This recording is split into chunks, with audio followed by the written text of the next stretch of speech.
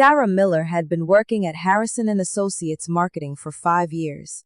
5 years of climbing the ladder, earning promotions, building what she thought was a predictable, stable career. She was good at her job, damn good. Her boss, Mr. Harrison, had always been professional, distant even, but fair. That's why what happened on that ordinary Tuesday afternoon made absolutely no sense. It was 3:47 p.m. when Sarah's desk phone rang. Mr. Harrison's assistant, Monica, her voice unusually tight, said, "Mr. Harrison needs to see you in his office, right now." Sarah's stomach dropped. Those words. Every employee knows those words mean something's wrong. She ran through the last few weeks in her mind as she walked down the hallway. Had she messed up the Vanderbilt campaign? No, that got approved. Was she being let go? The company had been doing well. None of it made sense. She knocked on the heavy oak door. "Come in." Mr. Harrison sat behind his desk, and for the first time in 5 years, Sarah noticed how old he looked. Not just older, but worn, like he'd been carrying something heavy for way too long. His normally steady hands were fidgeting with a manila envelope. "Close the door, Sarah. Sit down." She did, her heart hammering against her ribs. He slid the envelope across the desk. It was sealed, thick, clearly containing more than just a termination letter. Her name was written on it in handwriting she didn't recognize. "Sarah, I need you to listen very carefully to what I'm about to say." His voice cracked slightly. "Don't open this here. Don't open it in your car. Go home. Pack a bag for about a week. You have 24 hours. Sarah stared at him. I don't understand. Am I fired? What is this?" "You're not fired. You're on paid leave, effective immediately." He wouldn't meet her eyes.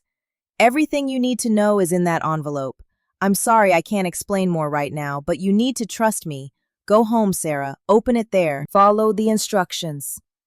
"Mr. Harrison, you're scaring me. Is someone in danger? Is this some kind of threat?" He finally looked up, and Sarah saw something she'd never seen before in her boss's eyes. Tears. Actual tears threatening to spill over. "No one's in danger, but your life is about to change in ways you can't imagine. I promise you, everything in that envelope is something you need to know. Something you have every right to know. But you need to be home when you read it. Do you trust me?" Sarah's hands were shaking as she picked up the envelope. It felt heavy, final, like it contained something that couldn't be taken back once revealed. Yes, I trust you." "Good. Monica will help you gather your things. I'll see you when you get back." He paused, his voice dropping to barely a whisper. "I'm sorry, Sarah. I'm so sorry it had to be this way." The walk back to her desk felt like a dream, or a nightmare. She couldn't tell which. Her colleagues looked up as she passed, and she could feel their stares boring into her back. Monica appeared beside her, helping her pack her laptop, her photos, her jacket. Everyone was watching, whispering, "Is she getting fired? Must have done something serious. I heard Harrison looked like he'd been crying." Sarah wanted to scream that she didn't know what was happening, that she was just as confused as they were. But her throat was too tight, and all she could do was clutch that envelope to her chest as Monica walked her to the elevator. In her car, Sarah stared at the envelope sitting in her passenger seat. Her name, written in that unfamiliar handwriting. Cursive, slightly shaky, like whoever wrote it had been emotional. She reached for it, then stopped. Mr. Harrison had been specific. "Go home. Don't open it in your car." Why? What could possibly be inside that required her to be home? Alone? With a packed bag? The 20-minute drive to her apartment felt like 20 hours. Every red light was torture. Her mind spun through possibilities. Was she being sent undercover for some corporate espionage case? That was insane. Was this some elaborate prank? No, Mr. Harrison had been genuinely distraught. Was someone she loved in trouble?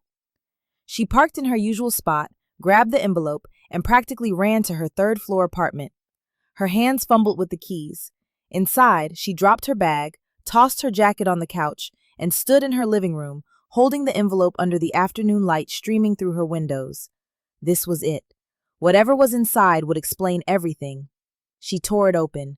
The contents spilled onto her coffee table. A plane ticket, Portland, Oregon, departing tomorrow morning at 9:15 a.m.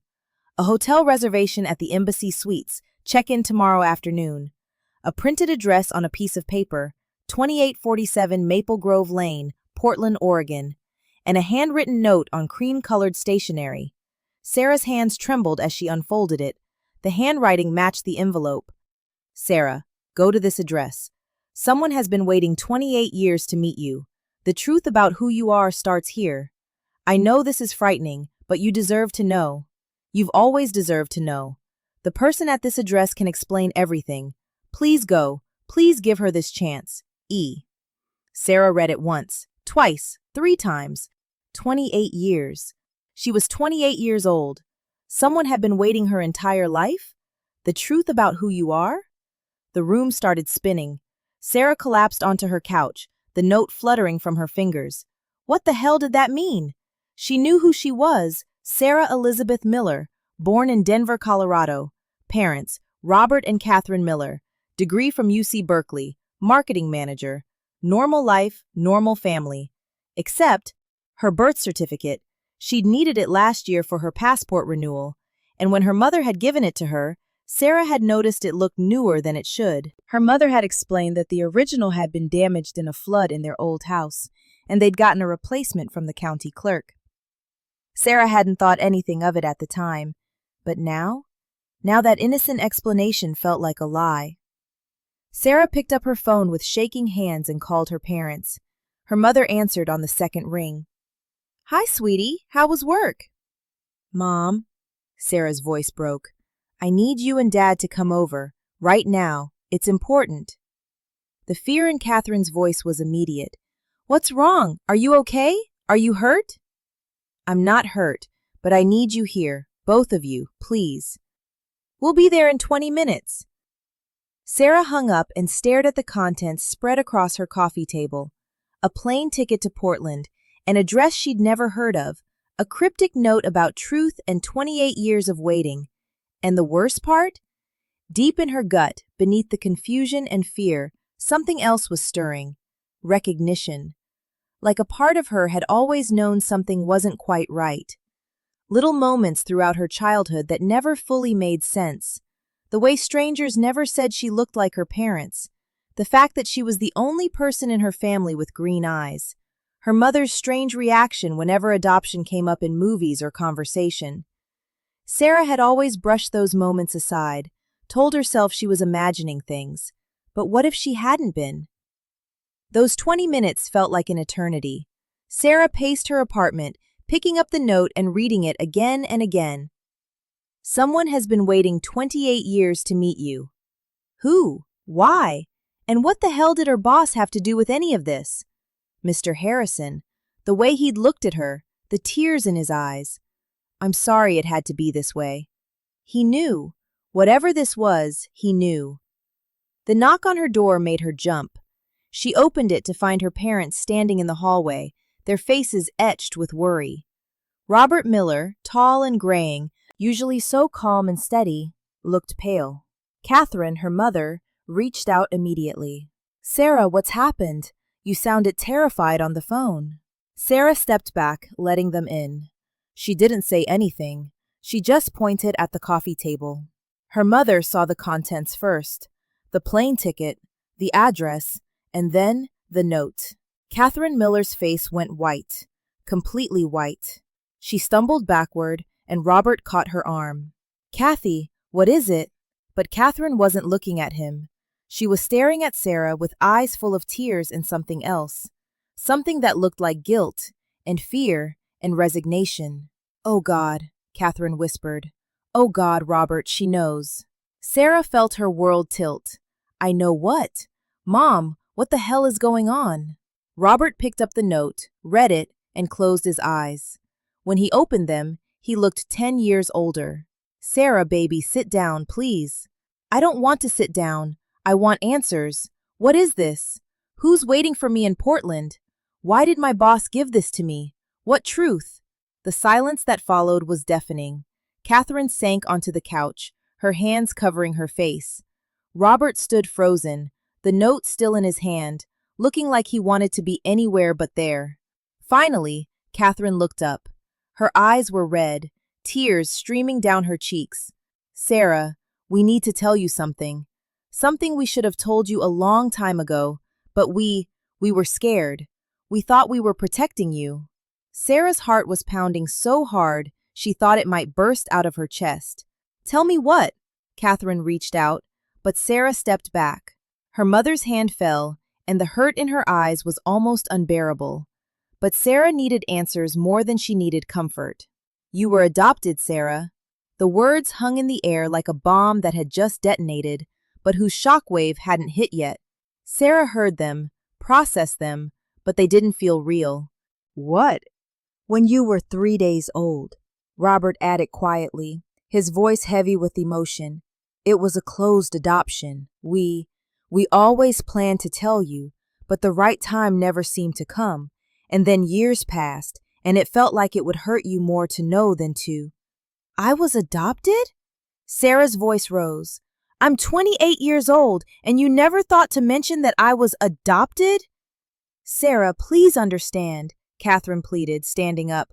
"We loved you from the moment we saw you. You were ours. You are ours. We didn't keep it from you to hurt you.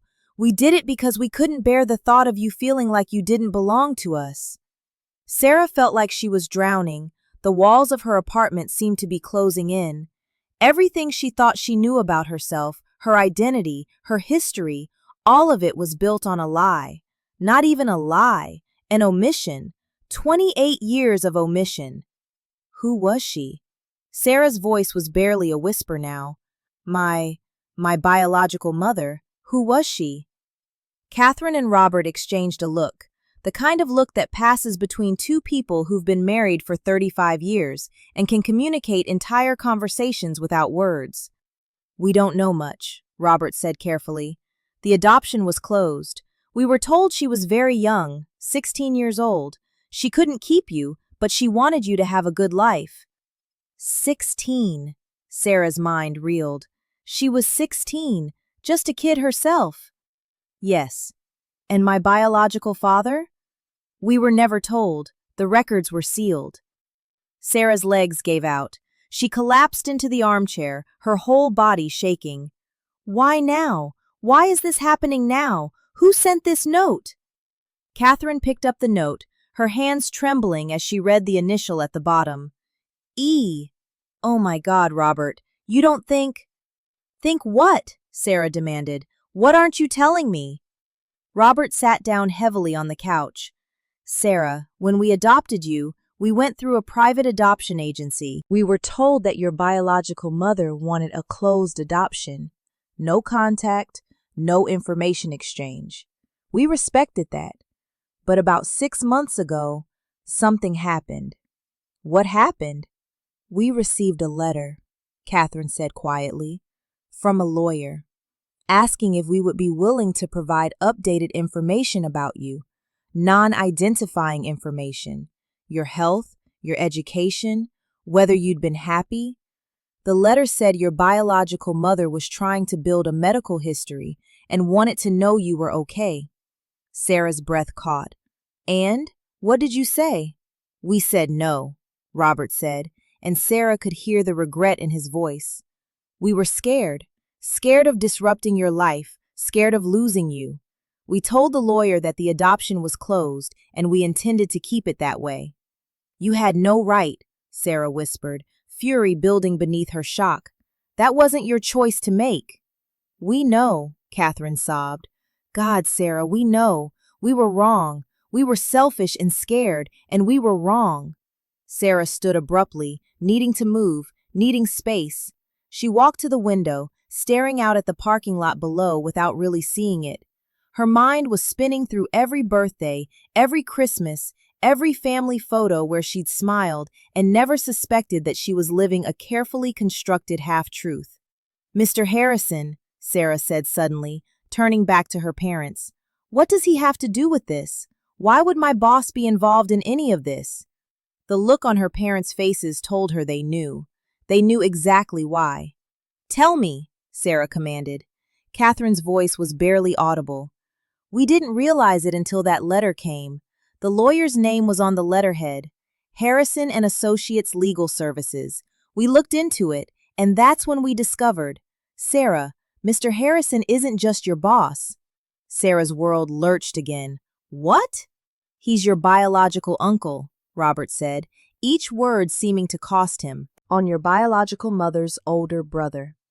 He'd been searching for you for years, and apparently, about a year ago, he figured out you were working at his company. He must have realized who you were from your file, your birth date, your adoption records that he had access to through his sister." Sarah couldn't breathe. Mr. Harrison, her boss of 5 years, the man who'd promoted her, mentored her, maintained that professional distance she'd always respected. He'd known the entire time. For a year, he'd known she was his niece, and he'd said nothing. Until today. Until he handed her that envelope. "Why?" Sarah asked, her voice breaking. "Why would he tell me now? Why not before? Why like this?" Catherine's sob told Sarah the answer before her mother even spoke. "Because she's dying, isn't she? My biological mother. She's dying, and she wants to meet me before she goes." The silence confirmed it. "How do you know?" Robert asked quietly. "Because it's been 28 years. Because the note said someone's been waiting. Because people don't upend someone's entire life unless there's an urgent reason." Sarah's anger was crystallizing now, cold and sharp. "She gave me away and forgot about me for 28 years, and now she's dying and suddenly she wants closure?" "Sarah, you don't know her circumstances," Catherine said, her voice still thick with tears. "You don't know why she made the choice she did." "And whose fault is that?" Sarah snapped. "You kept this from me my entire life. She gave me away. None of you thought I had a right to know my own history? My own truth?" "You're right," Robert said firmly. "You're absolutely right. We were wrong. But Sarah, please understand. We loved you so much that the thought of anything or anyone taking you from us was unbearable. We let our fear guide us instead of what was best for you." Sarah wanted to scream. She wanted to throw something. She wanted to rewind time to this morning, when her biggest worry was whether the Vanderbilt campaign needed another revision. Instead, she stood in her apartment, looking at the two people who had raised her, who had loved her, who had also lied to her for 28 years. "I need you to leave," Sarah said quietly. "Sarah, please. I need you to leave. I need to think. I need to—" She couldn't finish the sentence. She didn't know what she needed. Catherine stood, reaching out one more time. "We love you. That has never been a lie. You are our daughter. Biology doesn't change that. Just go, please." They left, Catherine crying openly, Robert's arm around her shoulders. The door closed and Sarah was alone with the wreckage of her identity scattered across her coffee table. She picked up the plane ticket. Tomorrow morning, 9:15 a.m. A 6-hour journey to meet a woman she'd never known existed until an hour ago. A woman who was dying. A woman who had given her away 28 years ago and now wanted, what? Forgiveness? Closure? To ease her conscience before she died? Sarah thought about her parents, her adoptive parents, crying in the hallway. She thought about Mr. Harrison's tears. She thought about a 16-year-old girl making an impossible choice that would echo through decades. And she thought about that address in Portland, 2847 Maple Grove Lane. Someone had been waiting 28 years. The question was, did Sarah owe that someone anything? That night was the longest of Sarah's life. She didn't sleep, couldn't sleep. She lay in bed, staring at her ceiling, watching the headlights from passing cars paint shifting shadows across the white paint. Her phone buzzed constantly. Text messages from her mother. "Please talk to us. We're so sorry, baby. Whatever you decide to do, we support you." Sarah didn't respond. She didn't know what to say. How do you respond to learning that everything you thought was true about yourself was actually a carefully maintained story? She wasn't angry at them for adopting her. She was angry they'd never told her. That they'd let her live 28 years in partial truth. At 2 a.m., Sarah got out of bed and opened her laptop. She typed into the search bar, 2847 Maple Grove Lane, Portland, Oregon. Google Maps pulled up a street view.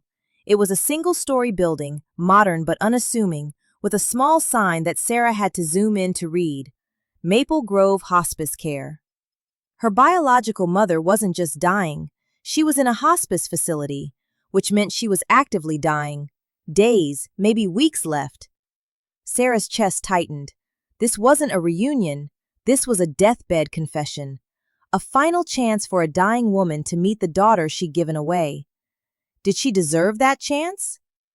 Sarah clicked through to the hospice facility's website. Compassionate end-of-life care for patients and families. Photos of peaceful rooms, caring nurses, gardens where families could find quiet moments. It looked gentle, kind. She closed the laptop and pulled her knees to her chest. In the darkness of her bedroom, Sarah let herself cry for the first time. Not angry tears, not betrayed tears, just grief.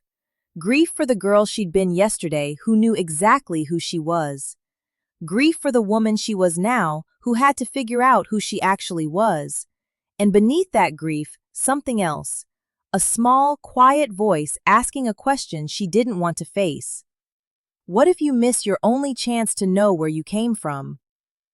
At 6 a.m., Sarah made her decision. She didn't make it peacefully or with full certainty. She made it because the what if would haunt her forever if she didn't. She pulled out a duffel bag and started packing. Clothes for a week, toiletries, her journal, her phone charger.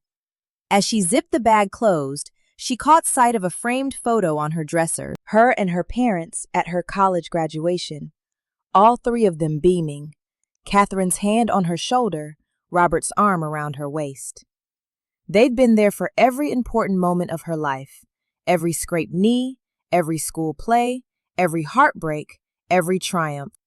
That didn't change just because she'd learned the truth. Sarah picked up her phone and called her mother. Catherine answered before the first ring finished. Sarah? I'm going to Portland. Silence. Then quietly, okay. I don't know what I'm going to find there. I don't know how I feel about any of this, but I need to know. I need to understand. We know, baby, we know. I'm still angry with you. I'm still hurt, but you're still my parents. That hasn't changed. Catherine's sob of relief was audible through the phone. Thank you. Thank you for saying that. I'll call you when I get there. I don't know when I'll be back. Take all the time you need. We love you. I love you too, Mom. Sarah hung up and stared at the packed bag sitting by her door. This was it. This was really happening. At 7:30 a.m., she called an Uber to the airport. During the ride, she stared out the window at the familiar streets of her city, wondering if she'd see them differently when she came back. If she'd see everything differently. The driver tried to make small talk, but Sarah couldn't focus. She gave one-word answers until he gave up and turned on the radio instead. At the airport, Sarah checked in mechanically. TSA line, security, gate C14. She sat in the uncomfortable airport chair, clutching her boarding pass, feeling like an imposter, like she wasn't really Sarah Miller doing this. Sarah Miller had a normal life, a normal job, normal parents who'd actually given birth to her. This new version of herself, the adopted Sarah, the Sarah with a biological mother dying in Portland, she was a stranger.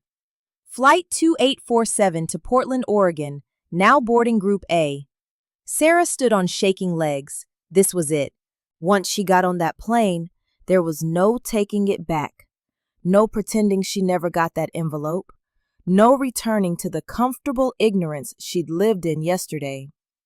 She handed her boarding pass to the gate agent and walked down the jet bridge, found her seat, 14B, middle seat, of course. As the plane filled around her, Sarah pulled out her phone one more time. She opened her messages and found Mr. Harrison's work number. Her fingers hovered over the keyboard. What do you say to the boss who just blew up your entire life? Finally, she typed, I'm on the plane. I don't understand why you did it this way, but thank you for telling me the truth, I think. She hit send before she could overthink it. The response came almost immediately. You deserve to know, Sarah. I'm sorry I waited so long. I'm sorry it had to happen like this, but she's running out of time, and I couldn't let her die without giving you both this chance. Call me if you need anything. Sarah stared at those words as the flight attendant demonstrated the safety procedures she'd heard 100 times. She's running out of time. A dying woman, a biological mother, a 16-year-old girl who'd made an impossible choice 28 years ago and had lived with it every day since. Sarah closed her eyes as the plane taxied to the runway. The engines roared, the plane accelerated, and then that stomach-dropping moment as the wheels left the ground and they were airborne. There was no going back now. The flight to Portland was 5 hours and 37 minutes. Sarah counted every single one. The man in the aisle seat fell asleep and snored. The woman in the window seat read a Danielle Steele novel, and Sarah sat between them, her mind replaying the last 24 hours on an endless loop. Mr. Harrison's face, the envelope, her parents' tears, the words, "You were adopted," echoing in her skull, the address, the hospice facility, a woman named E who'd been waiting 28 years. E. Elizabeth? Emily? Emma? Sarah realized she didn't even know her biological mother's name. She pulled out her phone. It was on airplane modes, but she could still open her notes app and started writing. Questions. So many questions. Why did she give me up? Who was my father? Did she ever try to find me before now? Does she have other children? What does she want from me? Why did Mr. Harrison wait a year to tell me? How am I supposed to feel about any of this? That last question was the one that kept circling back. How was she supposed to feel? Angry? Grateful? Resentful? Curious? All of the above? The woman in the window seat glanced over and must have seen something in Sarah's face because she asked gently, "You okay, honey?" Sarah almost said yes automatically, but instead she heard herself say, "I'm flying to meet my biological mother for the first time. She's dying. I found out I was adopted yesterday." The woman's eyes widened. "Oh my God. Yeah. How do you feel?" Sarah laughed, but it came out harsh and broken. "I have absolutely no idea." The woman reached over and squeezed Sarah's hand. Just a brief touch, a gesture of solidarity from a complete stranger. "For what it's worth, honey, I think you're incredibly brave. Whatever you're feeling, it's valid. All of it." Sarah nodded, not trusting herself to speak. The woman went back to her book, but that small kindness settled something in Sarah's chest. A reminder that the world kept spinning even when your personal world was falling apart. That strangers could be kind.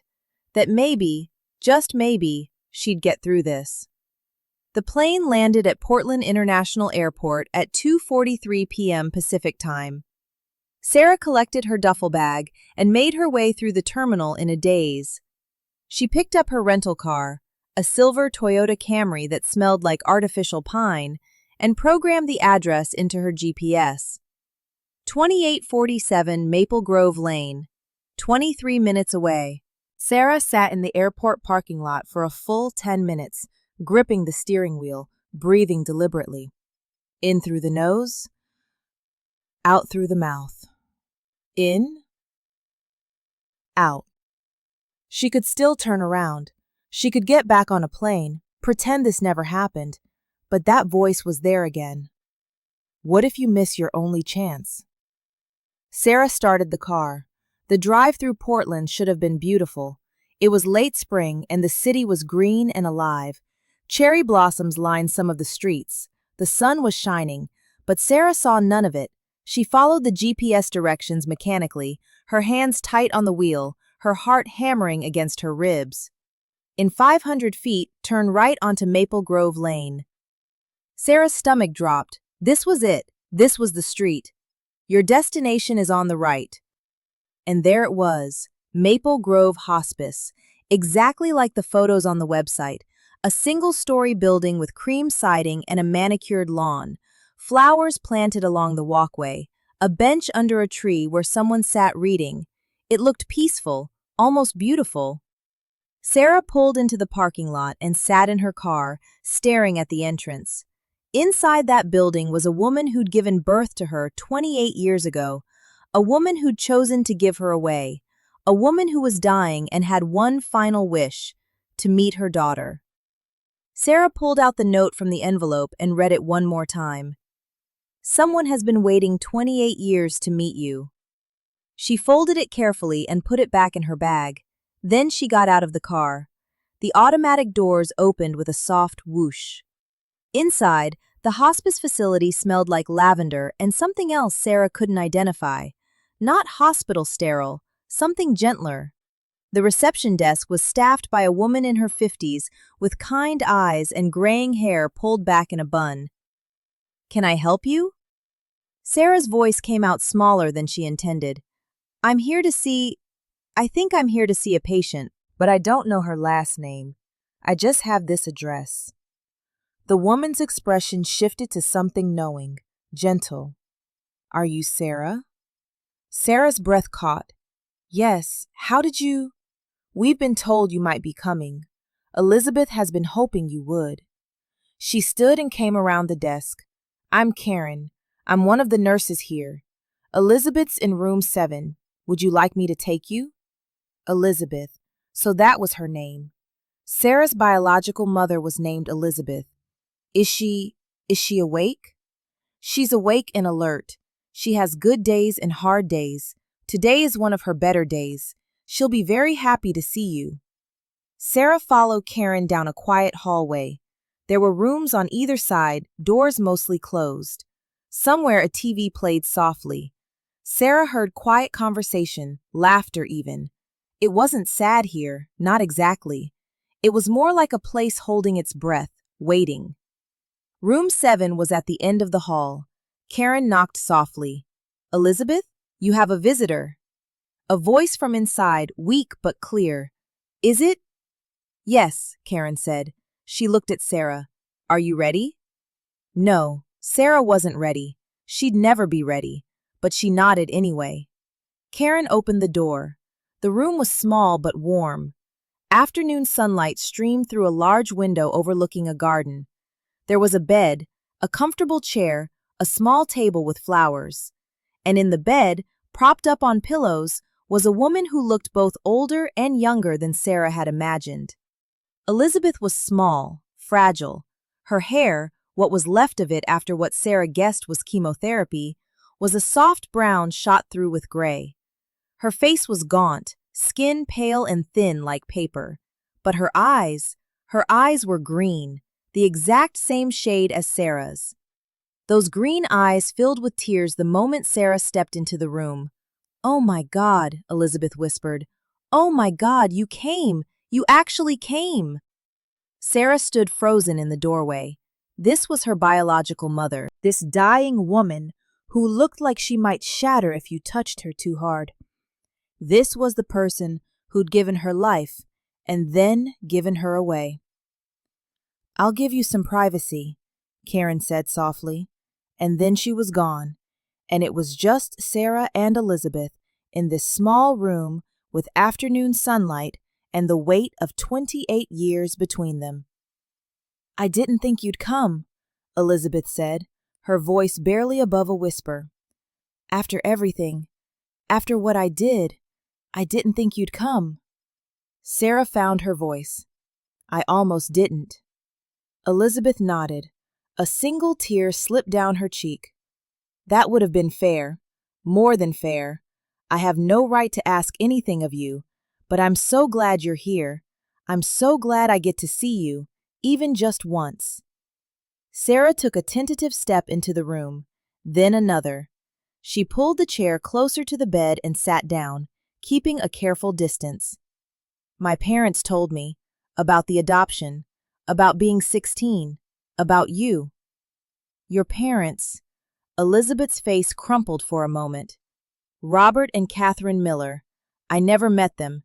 It was a closed adoption, but I chose them from dozens of profiles because they looked kind, because Catherine wrote about how much she wanted to be a mother, how much she'd love a child. Were they good to you? Sarah felt defensive rise in her chest. They were wonderful. They are wonderful. They raised me, loved me, gave me everything. Good. Elizabeth's relief was palpable. That's all I wanted. All I ever wanted was for you to have the life I couldn't give you. Then why now? Sarah asked, and there was an edge to her voice she didn't try to hide. If you wanted me to have a good life, why disrupt it now? Why tell me now when you're dying? Elizabeth finished for her. You can say it. I'm dying. Stage 4 pancreatic cancer. I've got weeks at most, and I know it's selfish. God, I know how selfish this is, but I couldn't die without meeting you, without trying to explain, without telling you that giving you up was the hardest thing I ever did, and not a day has gone by that I haven't thought about you. Sarah felt hot tears on her own cheeks now. You don't know me. You gave me away when I was 3 days old. You don't get to claim you thought about me every day. You're right, Elizabeth said quietly. I don't know you. I don't know what your favorite color is, or what you studied in school, or what makes you laugh. But Sarah, I know the weight of you in my arms for those 3 days. I know the sound you made when you cried. I know exactly what you looked like when you slept, and I've carried that with me every single day for 28 years. Sarah wiped her eyes roughly. Why? Why did you give me up? I know you were 16, but there are 16-year-olds who keep their babies. Why didn't you? Elizabeth was quiet for a long moment, her thin fingers plucking at the hospital blanket. Because I loved you too much to keep you. That doesn't make sense. I know it doesn't. Not from where you're sitting. Elizabeth took a shaky breath. Can I tell you what happened? Will you let me explain?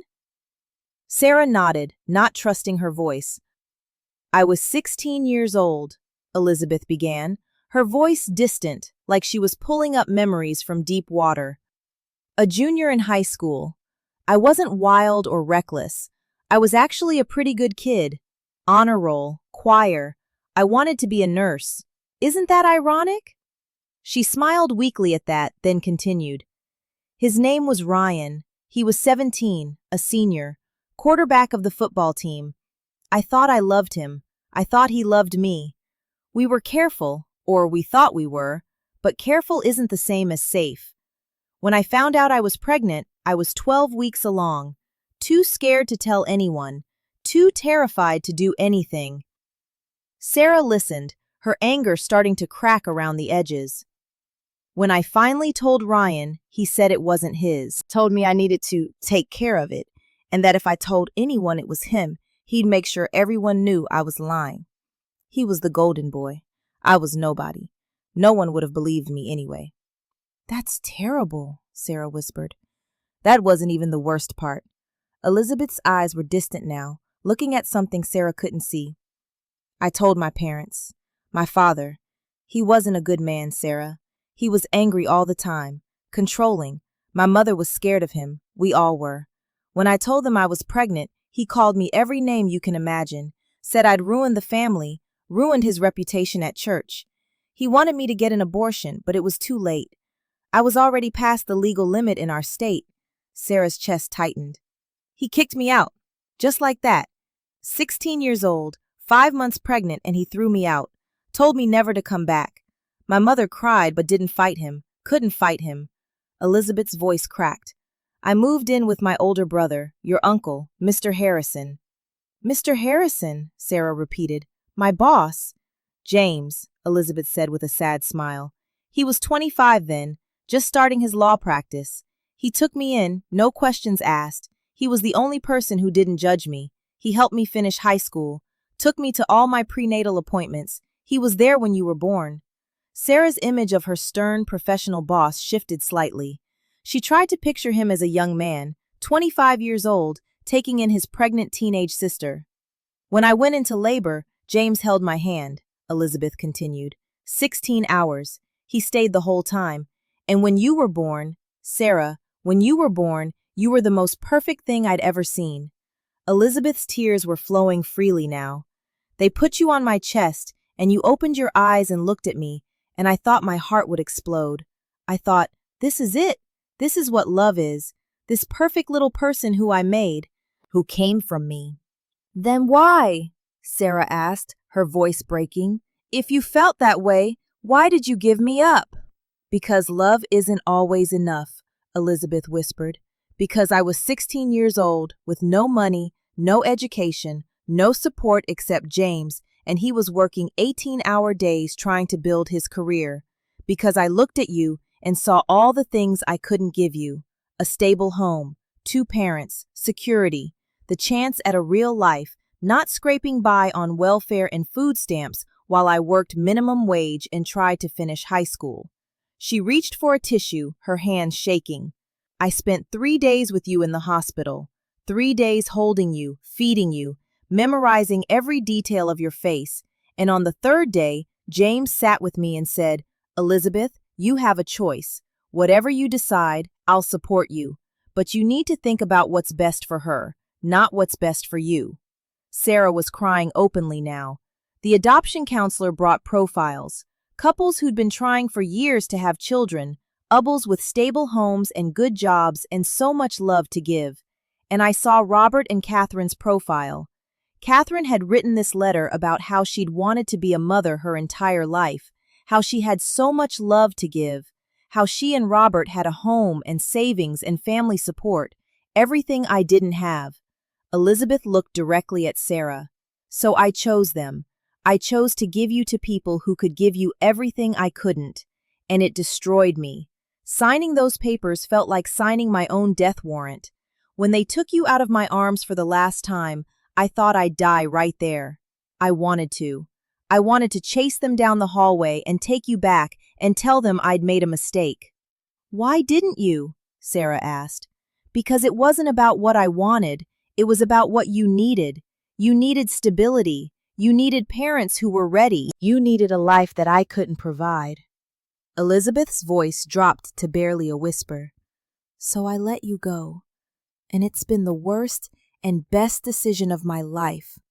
Worst because I've grieved you every single day. Best because you got the life you deserved. Sarah sat in silence, processing. All her life she'd imagined if she ever learned she was adopted, her biological mother would be someone who didn't want her. Someone who'd made a careless mistake and dumped the consequences. Not this. Not a 16-year-old girl making an impossible choice born of love, not abandonment. Your uncle, Sarah said finally. Mr. Harrison, he's been looking for me?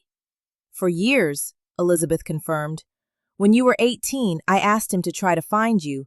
Not to contact you, just to know you were okay. But the adoption was sealed. He tried for years, using every legal resource he had. And then about a year ago, he called me crying, said he'd found you, that you'd been working at his own company for 4 years and he'd never known. That when he looked at your employee file, saw your birth date, saw adopted on your emergency contact forms, he started investigating and realized you were his niece. Sarah remembered Mr. Harrison's face in his office yesterday, the tears, the apology. He wanted to tell you immediately, Elizabeth said, but I asked him to wait. I wasn't ready. I was scared you'd hate me, scared you'd refuse to meet me, and honestly, I was still healthy then. I thought I had time. Her face crumpled. Then I got sick, really sick, and suddenly I was out of time, so I asked James to tell you, to give you the choice to meet me or not. I'm so sorry he did it the way he did. He thought it would be easier if you had space to process, away from work, away from pressure. Sarah understood now. the envelope, the 24 hours. It hadn't been cruel, it had been protective. Mr. Harrison had known Sarah would need time and space to absorb something this big. "I don't know how to feel," Sarah admitted. "I'm angry and sad and confused and I don't know what you want from me." "Nothing," Elizabeth said firmly. "I want nothing from you, Sarah. You don't owe me forgiveness. You don't owe me understanding. You don't owe me anything. I just wanted one chance to look at you, to tell you the truth, to tell you that you were wanted, so desperately wanted, even if I couldn't be the one to keep you." Sarah looked at this dying woman, who was her biological mother, this stranger who somehow didn't feel like a complete stranger, and she realized something. She didn't have to have all the answers right now.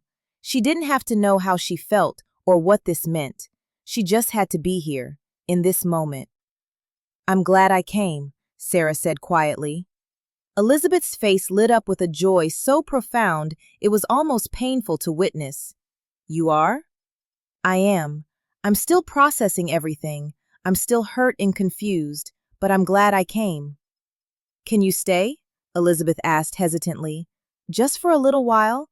I'd like to know about your life, if you're willing to share." Sarah glanced at the clock. It was 3:47 p.m. She had nowhere else to be, nothing else pressing, and somewhere beneath the anger and confusion there was curiosity, a need to know this person whose DNA she carried. "I can stay," Sarah said, "for a while." Elizabeth smiled through her tears. "Tell me about yourself. Tell me about Sarah Miller." And so Sarah did, slowly at first, then with growing ease. She talked about growing up in Denver, about her parents, and the way she said parents without quotation marks seemed to ease something in Elizabeth's face. She talked about college, about her degree in marketing, about moving to California for her job. "You work in marketing?" Elizabeth asked. "That's wonderful. You must be creative." "I don't know about that," Sarah said. "Mostly I help companies figure out how to sell things people don't need." Elizabeth laughed, then winced slightly. Sarah noticed, but didn't comment. "Do you enjoy it?" Did she? Sarah realized she'd never really thought about it. "It's fine. It pays well. It's stable." "But does it make you happy?" The question caught Sarah off guard. "I don't know. I guess I haven't thought about happiness as much as security." "Security is important," Elizabeth said. "I'd never discount that. God knows I didn't have it when I was your age, but happiness matters too." They talked for another hour. Elizabeth asked about Sarah's life with a hunger that was almost palpable. What Sarah liked to eat, what books she read, what her apartment looked like, whether she was seeing anyone. Sarah answered, and with each answer, she saw Elizabeth's face light up with bittersweet joy. "You're so poised," Elizabeth said at one point. "So articulate and confident. Your parents did an amazing job raising you."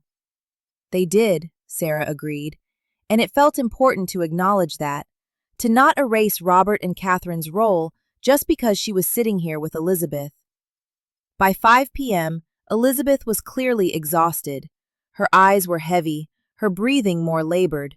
Sarah stood to leave. "Will you come back?" Elizabeth asked, and there was such vulnerability in the question that Sarah's throat tightened. "Yes," Sarah said. "I'll come back tomorrow." "Thank you. Thank you for giving me this." Sarah nodded and walked toward the door. Then she stopped and turned back. "Can I ask you something?" "Anything." "Do you regret it? Giving me up?" Elizabeth was quiet for a long moment. "I regret that I didn't get to watch you grow up. I regret that I wasn't there for your first day of school, and your first heartbreak, and your graduation. I regret every moment I missed. But do I regret giving you to parents who could give you the life I couldn't? No, I don't regret that, because you got to be happy and safe and loved, and that's all I ever wanted for you." Sarah nodded, her vision blurred with tears. She left the room before she could start crying again. In the hallway, Karen approached her gently. "How did it go?" I don't know, Sarah said honestly. Hard, really hard. Karen handed her a pamphlet. This is about supporting loved ones in hospice care. There's also a support group for families that meets here twice a week. If you're going to be staying in Portland for a bit, you might find it helpful. Sarah took the pamphlet. Loved ones.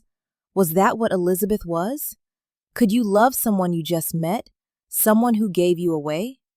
She didn't have an answer. Sarah checked into her hotel room at 6:30 p.m. The Embassy Suites was nice, a two-room suite with a kitchenette, a comfortable bed, a balcony overlooking downtown Portland.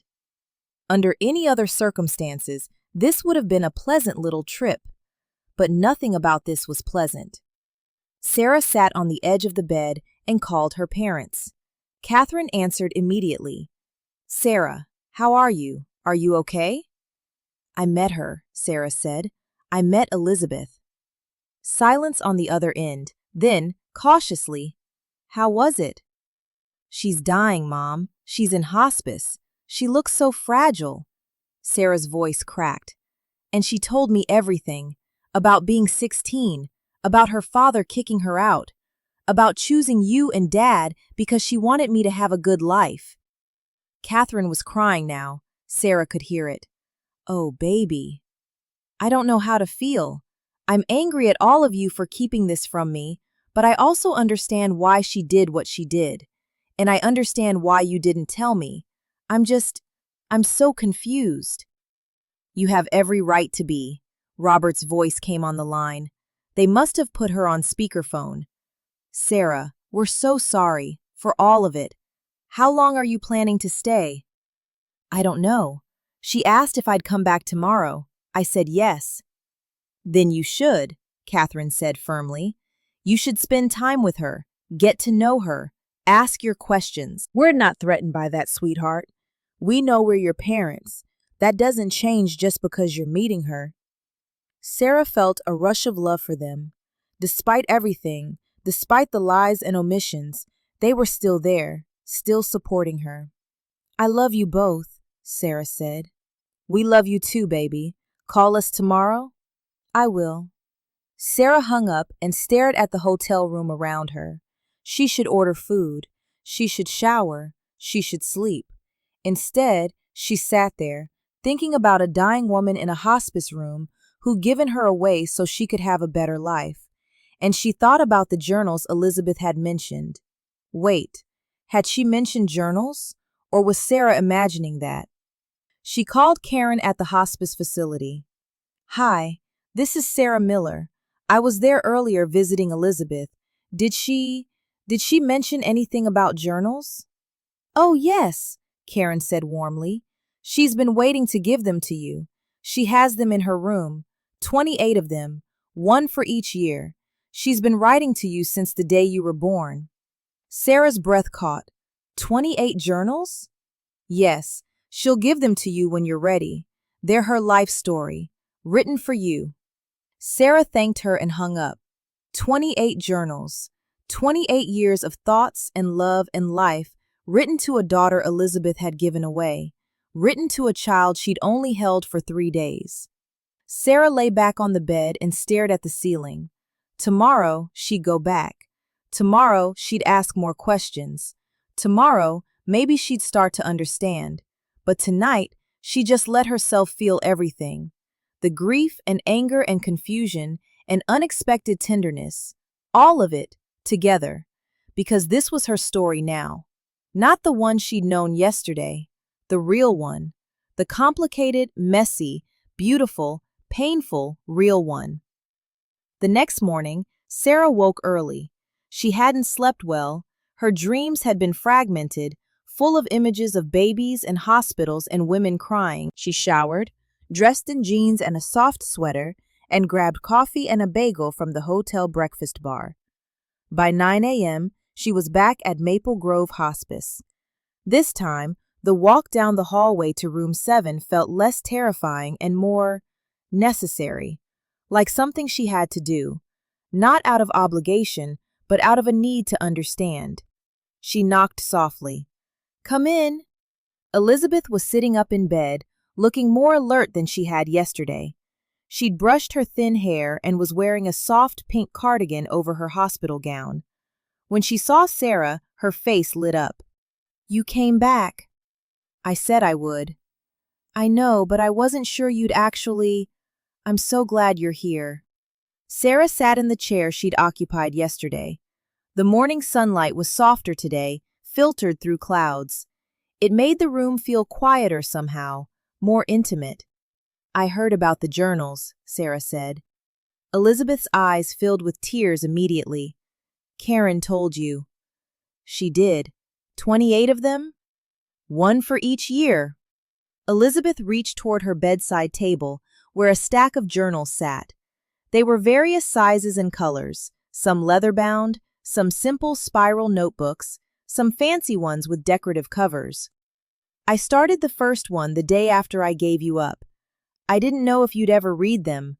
I didn't even know if I'd ever get to give them to you. But I needed to write. I needed you to know that even though I wasn't there, I was thinking about you." Sarah stared at the stack. Her entire life, documented by a woman she'd never known. "What's in them?" "Everything," Elizabeth said simply. "My thoughts on your birthday every year, what was happening in my life, my hopes for you. Letters I wrote but never sent. It's not organized or particularly well written. It's just honest. It's my truth, for you." Sarah reached out and touched the top journal. It was a leather-bound book, worn at the edges. "Can I take them with me? To read?" "They're yours, Sarah. They've always been yours." Sarah carefully placed the journals in her bag. She'd read them later, when she was alone and could process them at her own pace. "Tell me about your life," Sarah said. "After you gave me up, what happened?" Elizabeth settled back against her pillows. "Do you want the whole story?" "I want to understand who you are, who you became." And so Elizabeth talked. She told Sarah about finishing high school while living with James, about working at a grocery store and saving every penny, about getting her GED and then enrolling in community college, about studying nursing because she wanted to help people, wanted to give back somehow. "It took me 6 years to finish my nursing degree," Elizabeth said. "I worked full-time and took classes part-time, but I did it. I became a registered nurse when I was 24. "That's incredible," Sarah said, and she meant it. "I worked in pediatrics," Elizabeth continued, a sad smile crossing her face. "I know, it's ironic, painful even, but I loved it. I loved taking care of children, and I think in some way every child I helped was a way of caring for you. Does that make sense?" Sarah nodded, not trusting her voice. "I dated," Elizabeth said, "tried to have relationships, but I never could fully let anyone in. The secret of you was always there, this huge part of me that I couldn't talk about. Some guys knew I'd given up a baby. Most couldn't handle it. They either thought I was heartless or too broken to love properly." "That's not fair." "Life rarely is," Elizabeth shrugged. "I did have one serious relationship. His name was David. We were together for 3 years. He was kind, patient. He knew about you and didn't judge me. We even talked about getting married." "What happened?" "I sabotaged it," Elizabeth admitted. "Every time we got close to really committing, I'd pull away. I'd pick fights. I couldn't shake the feeling that I didn't deserve happiness when I'd given away my child.